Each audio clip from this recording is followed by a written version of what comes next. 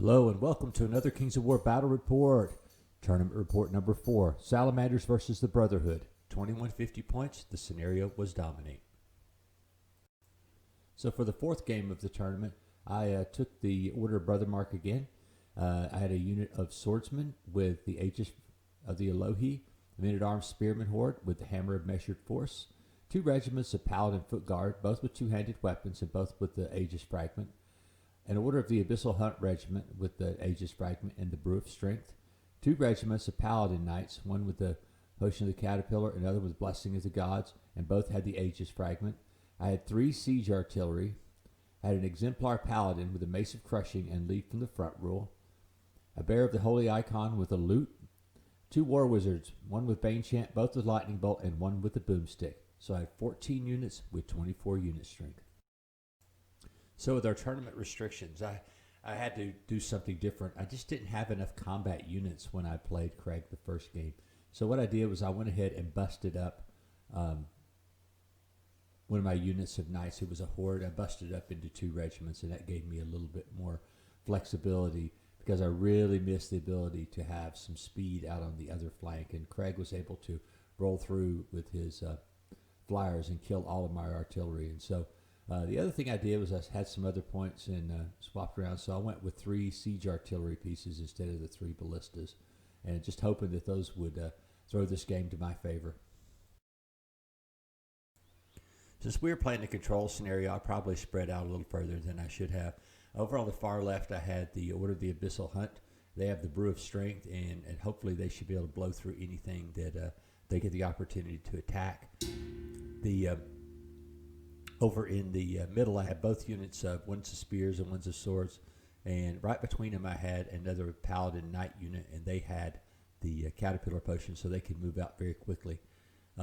In the woods here, I had both magic users, and then on the right, another unit of Paladin Knights, and then you can see all 3 of the siege artillery. Those are my Empire mortars, and they are set up to rain death upon Salamander kind. You can see here, this is just another view from the left of the Order of the Abyssal Hunt, and the fact that I had a really good position here to exploit the right flank of the Salamanders with my fast units over there. So for the Brothermark turn 1, I moved the Paladin Knights as quickly as possible forward to try to exploit the somewhat weak-looking right flank of the Salamanders. The Paladin swords are actually on the wrong side of that obstacle. I should have had them over here in the woods, and yeah, they would have been slowed down the first turn, or heck, even they could have even been behind the Paladins and moved forward, 10 inches, and then they would have already been next to that orc statue, and that way they could have potentially helped follow up the attack of the knights.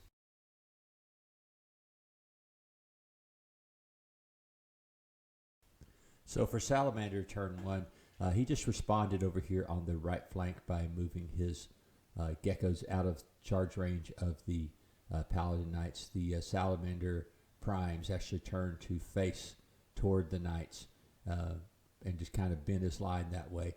His Phoenix stayed in the middle there to heal stuff, and I tried to bomb him with some artillery and shooting, and it didn't really do a whole lot of good.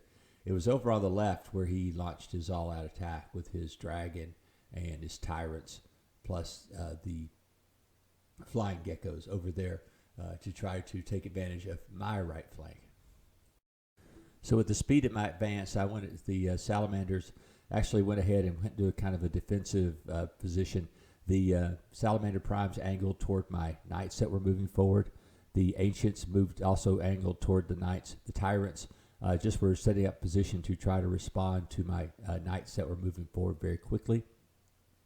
The Phoenix just stayed there to heal stuff and to give inspiration. So over here on the Salamander left hand, everything moved forward aggressively. There's a unit of geckos moved forward to chap up my lines. A horde of tyrants was cresting the hill. The Scorch Wings was coming around the other side. And for some reason, I decided it was a smart idea to move those wizards out of cover and try to take out those guys. Not really sure, where that was going. But you can see everything is kind of, he's got most of his attack is going to come from this side, I believe, just because of the amount of troops he has placed over there. So on my turn to move forward with the Order of the Abyssal Hunt, I really felt with their brew of strength that they could blow right through anything that would be in front of me. So that was, I was trying to push them forward a little bit. Over here, next to the statue, you can see my unit of foot paladins going around the statue, and that's what I meant about I should have either started in the woods or started behind the knights, and that way I could have kept up with them.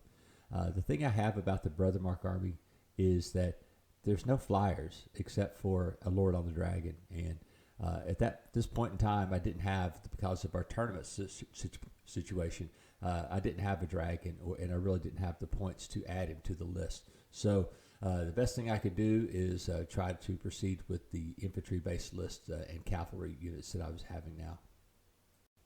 Over here, concentrated fire blew away the Scorch Wings this turn from the siege weapon and both wizards shooting at him. You can see I moved a unit of my paladins around the edge of the tower. That way they could charge anything that happened to come around the corner.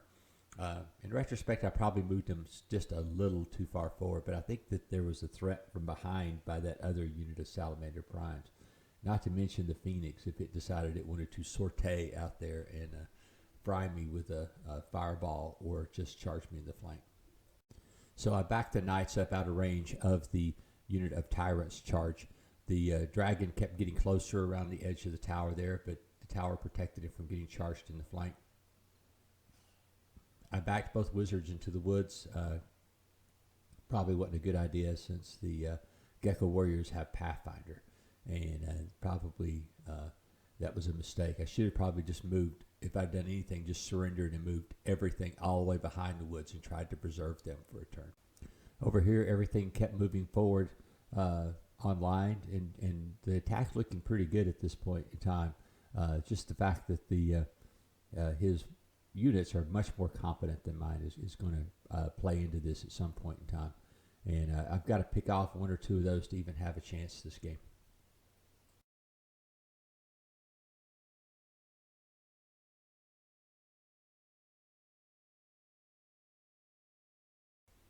So yeah, the geckos went ahead and killed my magic user in the woods there, and now we're getting out into range to either attack my siege artillery or to charge into the knights and chaff them up. I guess I probably didn't notice the fact that those tyrants had moved forward just enough that they could see that the unit of paladin knights hiding behind the tower, and I should have backed them up in my turn to prevent anybody from seeing me, because I was really in a good position right there, using that piece of terrain as a pick to keep them from getting me. So over on the left-hand side, the Order of the Abyssal Hunt yelled and charged into the Salamander Primes, hitting on 3s and wounding on 2s, and I really putzed out. I think I did like 5 or 6 wounds. Also in the middle, the knights and the unit of swordsmen charged into the tyrants, and I believe that I destroyed them. The spearmen moved ahead and charged just to support the unit, so I wouldn't get flank charged from the Salamander Prime unit that's next to that wall. The tyrants did pay for getting charged by the swordsmen and the knights. I think I backed the knights up a die 3 after the fight. Over on the left, the Order of the Abyssal Hunt, yeah, they bounced off that unit of Salamander Primes. And did I really have a chance of blowing all the way through them? Well, the point being is not that I didn't. The problem is I rolled so low that it was going to make that the second turn I was going to have a hard time getting rid of that unit of Salamander Primes. It's not so much that did I expect to break through the first unit, no. But the thing is, I really wanted to bust him on the second turn and then proceed into the flank of his army.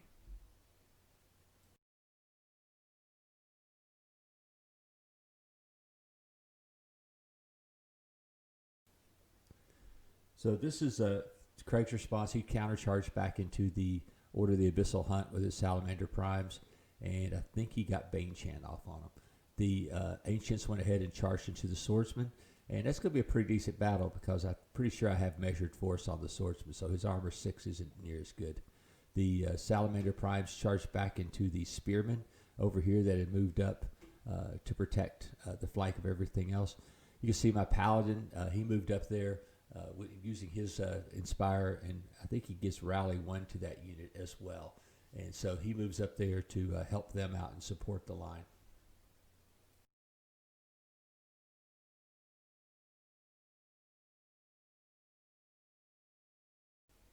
So here the Knights went ahead and charged in since they had the Potion of the Caterpillar. They went ahead and charged into that unit of Salamander Primes that were fighting the Spearmen. And the Spearmen were taking 10 wounds, which is a pretty hefty output of wounds during their turn. So they were pretty wounded. So I actually needed this charge to obviously to help me out and try to get that unit off the table as quickly as possible. So I did get the Bane Chant off on the Order of the Abyssal Hunt, so that was making them hit on 3s and 3s this turn.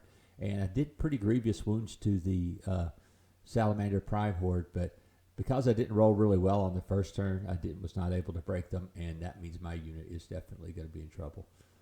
The Swordsmen and the Ancients fought back and forth. Like I said, the Swordsmen do okay because of the Hammer Measured Force, but I think he's just healing the Ancients back every turn with the Phoenix, and so that's given me a lot of problems because I can't wipe them out and come to support any of the rest of my army. Yeah, my left flank is not looking good. I had moved I did not move those great swords. I'm sorry, great swords, foot guard back far enough, and those tyrants were able to charge me in the front, and just a bad mistake on my part. The geckos had went ahead and killed the artillery piece, and now they are aimed toward the flank of my knights. And at some point in time, I need to be thinking about this scenario as far as getting forward and trying to win the scenario portion of it.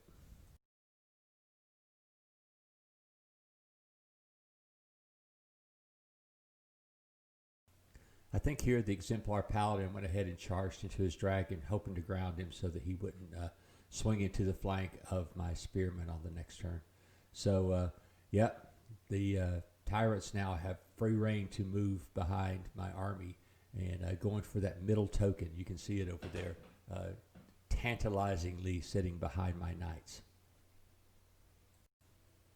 Yeah, the Exemplar knights paid for their ineptitude and died from the Salamander Primes this turn. They just rolled so poorly on the attack. I mean, if I would have rolled average on the first attack, and I did roll better than average on the second, but I just rolled so poorly on the first, there was just no way I was going to get through that unit of Salamander Prime, especially with the ASB there, especially with the Phoenix there to heal them. I think one of his heroes charged into my Battle Standard Bearer and did no wounds. I was pretty happy about that. But it's actually hard to kill Battle Standard Bearers because they automatically get a reroll every turn. And their armor's usually not total garbage, but it is sometimes.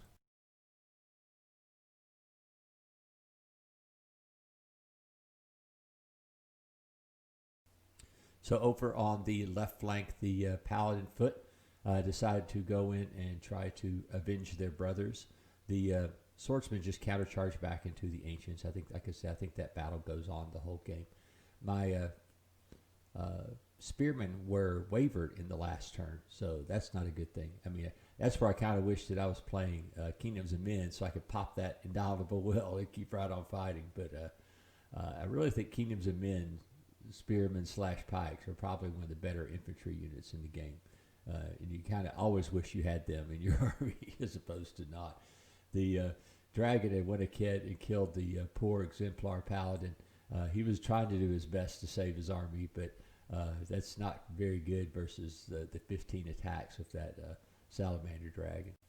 So over here, I just left the geckos behind and started moving toward the middle of the table, hoping for an opportunity to do something and try to get that middle token for my side.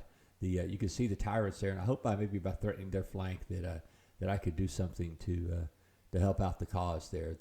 I know the skinks are going to get me in the rear, but not skinks, but geckos are going to get me in the rear. But I'm really thinking that they're not going to do very much damage against hitting on 5s and with my armor 5. So in my turn, the Salamander Primes finally died in front of his dragon, but I was not really in good shape. I did go ahead and turn the knights to the left because I wanted to charge, if there was another turn, I wanted to charge the ancients in the flank and maybe get rid of them. The really not wasn't much I could do with the swordsmen except hope that they live to tell about it. But I think I'm pretty sure that the spearmen.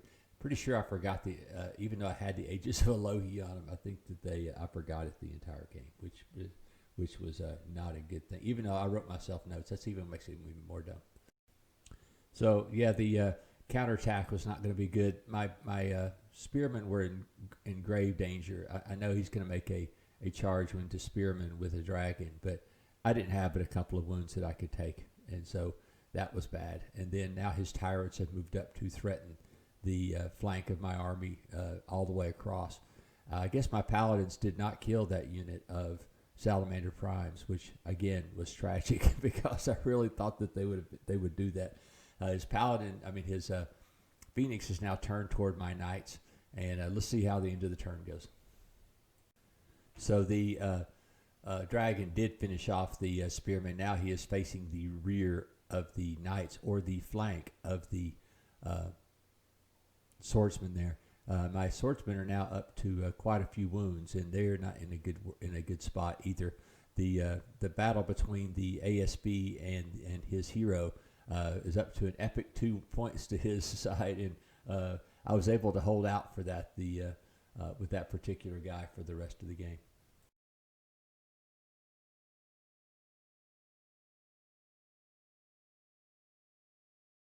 I just want to say I made some serious mistakes this game, and it came back to bite me in so many ways.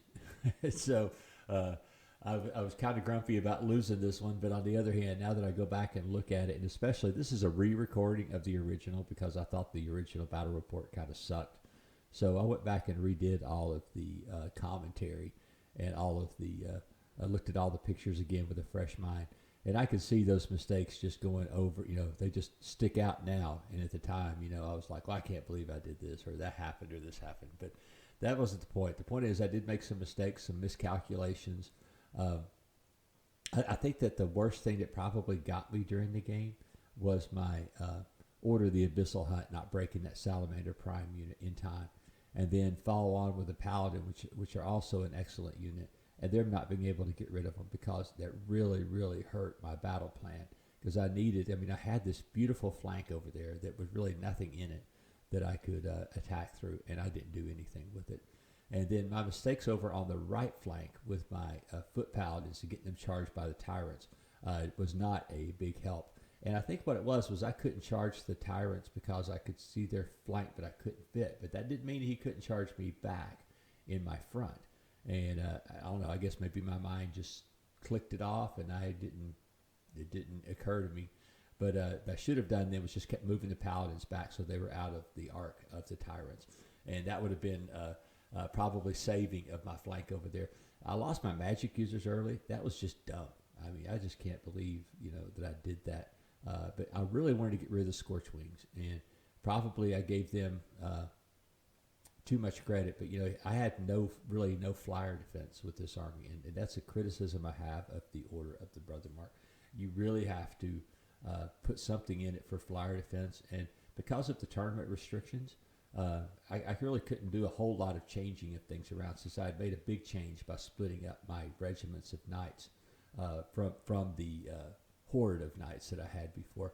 So that was like I said, I can't just redesign a whole new army to stop Craig. But the things I did do to it, I think, really made my army a lot better. The splitting up the knights, because the three units of knights I thought did well. One of them killed the tyrants in the middle. Like I say, the Abyssal Hunt, they putzed out, but the ones on the right-hand side, they lived throughout the game, and if there would have been a turn 7, I would have had an opportunity to go for a win.